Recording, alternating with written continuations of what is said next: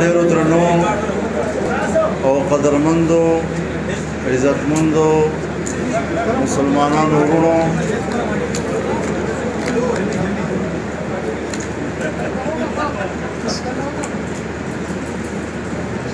یہ جو آج تقریب منعقد ہو رہی ہے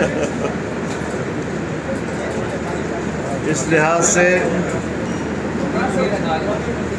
نہایت قابل قدر تقریب ہے کہ ہمارے صوبے کے انتہائی معزز شخصیات، ان تمام شخصیات کے معزز خاندان اور ان کے معزز رفقاء آج جمعیت علماء اسلام میں شمولیت کا اعلان کر رہے ہیں۔ محترم جناب افتخار محمد صاحب، خاور خان محمد صاحب، کلیم اللہ تورو، فضل احد خان اور اس کے علاوہ جتنے حضرات نے اس تقریب میں جمعیت علماء اسلام کے ساتھ اپنی باقاعدہ وابستگی کا اعلان کیا ہے، میں سب سے پہلے دل کی گہرائیوں سے اپنی طرف سے بھی پوری جماعت کے کارکنوں کی طرف سے بھی آپ کو خوش آمدید کہتا ہوں اور دعا کرتا ہوں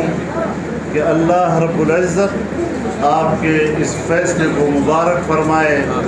اور اپنے دین کے لیے اللہ تعالیٰ اس کو قبول فرمائے۔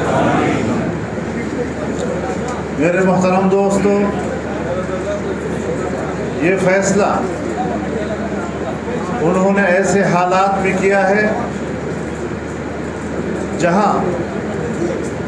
پاکستان میں حق کے راستے کو اور حق کی آواز کو تقویت دینے کے لیے ان کی ہمیں ضرورت تھی، اور انہوں نے اپنی شخصیت، اپنی سیاسی اہمیت، اس کو آپ کی محنتوں، آپ کی جدوجہد اور آپ کے قافلے کا حصہ بنا دیا ہے۔ سب سے بڑی خوشی ہمیں ان کے اس فیصلے پر ہے۔ میرے محترم دوستو، یقیناً جن حالات سے ہم گزر رہے ہیں یہ صرف ملک کے کسی خاص حصے کے مشکلات نہیں، پورا پاکستان بحرانوں، مشکلات، معاشی مشکلات کی طرف ایسا دھکیلا گیا ہے، اور میں بڑی وضاحت کے ساتھ کہنا چاہتا ہوں کہ پاکستان کو دیوالیہ پن کی طرف دھکیلا گیا ہے بین الاقوامی ایک منصوبے کے تحت۔ جو قوتیں آج دنیا میں اسلام اور مسلمان کو کمزور کرنا چاہتی ہیں، جو پاکستان کو کمزور کرنا چاہتی ہیں، ہم نے ان سازشوں کا مقابلہ کیا ہے اور اس سازش کو پیچھے دھکیلا ہے، اور انشاءاللہ ہم ان کو بتانا چاہتے ہیں کہ ہم آپ کو پاکستان کی سیاست میں دوبارہ ابھرنے کا موقع نہیں دیں گے۔ میرے محترم دوستو، ماضی کی حکومت اب ایک قصہ پارینہ بن چکی ہے۔ اس جماعت نے، اس کی قیادت نے نئی نسل کو سوائے خرافات کے،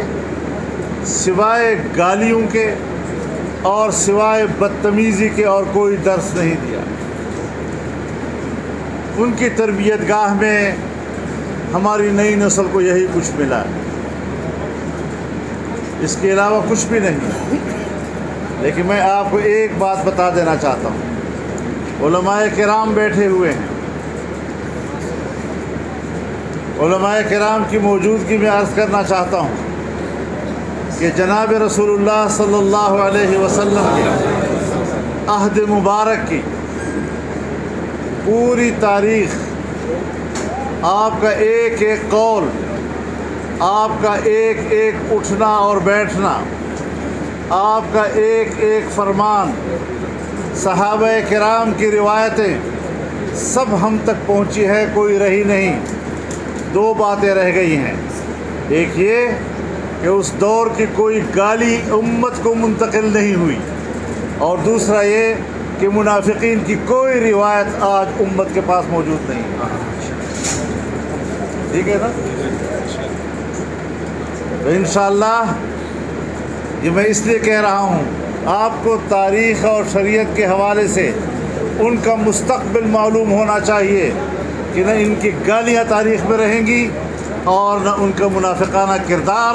اور نہ اس حوالے سے ان کے خرافات کبھی تاریخ میں نقش نہیں ہوں گے۔ تاریخ پر اگر نقش ہوں گے تو آپ ہوں گے، آپ کی قربانیاں ہوں گی، آپ کی آواز ہوگی، اور آپ کا نعرہ تکبیر ہوگا۔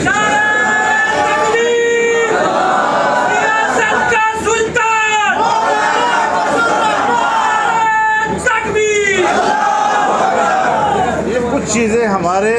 تاریخ کا فیصلہ ہے، اور پھر شریعت کے مزاج کا فیصلہ ہے۔ یہاں تو عجیب عجیب باتیں کی جا رہی ہیں۔ کبھی کہتے ہیں، مجھے ایک عجیب سی بات سننے میں آئی کہ قیامت کے روز پوچھا جائے گا